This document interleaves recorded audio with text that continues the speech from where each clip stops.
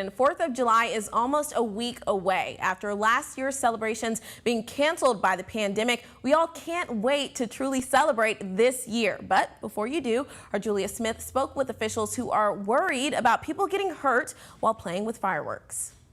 The city of Huntsville wants you to know that all fireworks sold outside of city limits are dangerous and illegal. That means anything from a sparkler to a giant rocket.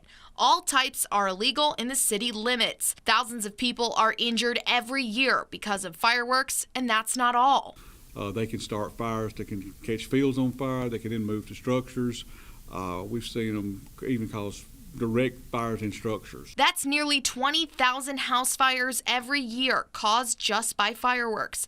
And if you choose to use them, anybody that's caught in violation of the city policy as it pertains to fireworks, they will have their fireworks confiscated and they will be issued a citation. Every year, the police department receives over 1,000 calls regarding fireworks, most often because they sound like gunshots. Each call takes away from answering true emergency calls. That loud noise also impacts pets. Director of the Huntsville Animal Services says the city after 4th of July is their busiest day with reports of lost animals that ran off from the loud noise. She says the best way to keep them safe is to always have identification tags on their collar or get them microchipped. Just keep your pets safe. Remember, they're really scared. They hear the noises much louder, and they can smell the smells from the emissions, and it scares them.